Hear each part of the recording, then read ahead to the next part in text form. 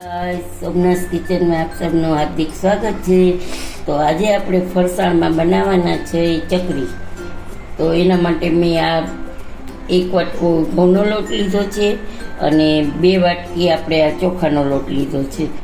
તો તમે ઘઉંનો લોટ એ દળે ઝીણો જ છે એટલે એમાં કાંઈ બીજો ફેરફાર નથી કર્યો। તો આ 2 લોટને આપણે મિક્સ કરી દઈશું અને બાફવાની ઝંઝટ વગર બનાવી શકાય નહીં એવી અત્યારે આપણે ચકરી બનાવશું।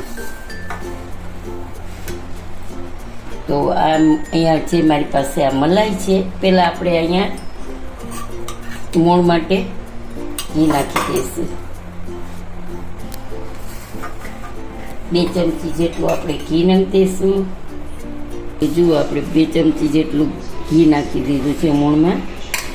ઓઇલ જ નાખ્યું આપણે અને આપણે સ્વાદ અનુસાર નાખશું 1 ચમચી નિમક। 1 ચમચીથી જરાક ઉપર નાખી દઈશું। પછી આપણે નાખશું હળદર, હિંગ અને લાલ મરચું અને પછી નાખશું આપણે તલ।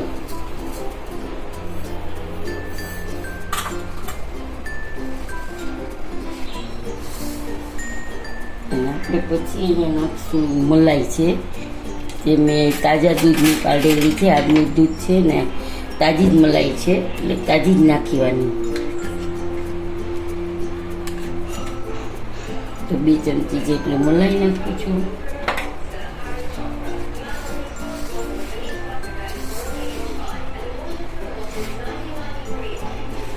મલાઈથી આપણી ચકરી છે ને એકદમ ક્રિસ્પી અને એકદમ પોચી થશે, સરસ।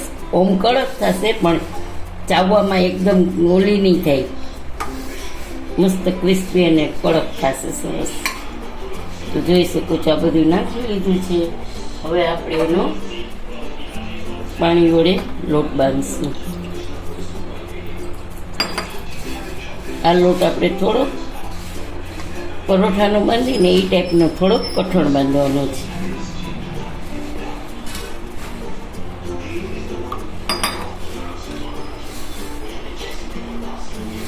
પછી ચકરી આપણે બનાવી અને છે ને થોડીક વાર સૂકવવી પડશે, તરત ને તરત તાજે તાજી નહીં તળી શકાય આપણે।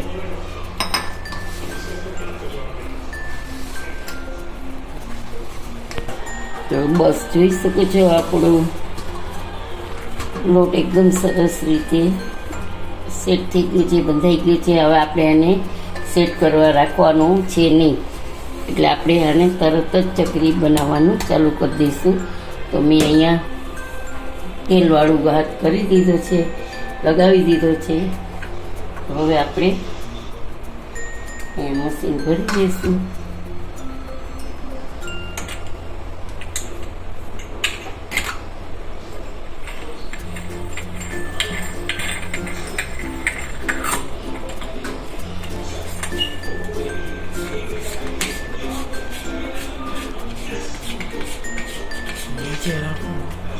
આપણે છે ને હવે કપડા ઉપર કરી દેવી છે ચકલી ચાલુ છે। જો આપણે આવી રીતે ગોળ ગોળ કરી અને નાની નાની ચકલી બનાવી દઈશું।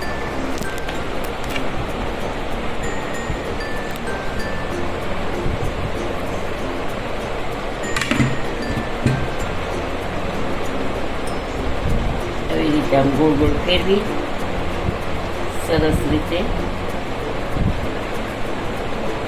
બધા છેડો હોય ને એને આપણે આમ દબાવી દઈશું એટલે તળવા ટાઈમે છૂટે નહીં। જેવી નાની મોટી તમે ગમે એવી કરી શકો છો, એમાં કોઈ પેલું નથી। એટલે આવી રીતે આપણે બધી ચકરી કરી અને જેમ બને ને એને 5 મિનિટ માટે સૂકવી દઈશું।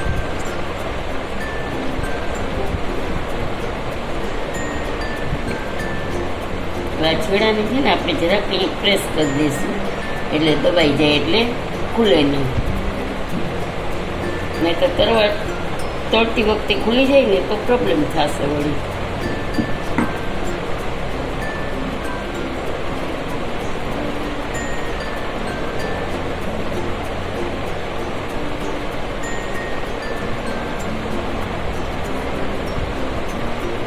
આવી રીતે આપણે બધી કરી લઈશું.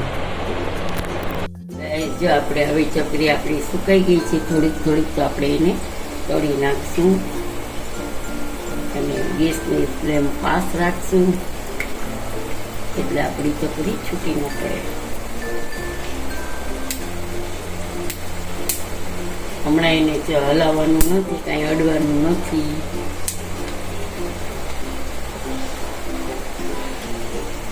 તો જો ગાઈસ આપણી ચકરી તળાઈને એકદમ સરસ થઈ ગઈ છે.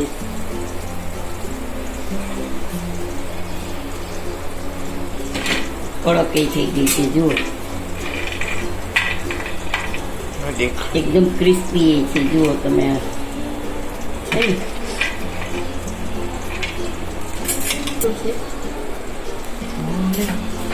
તો હવે આવી રીતે આપણે બધી તળી લઈશું.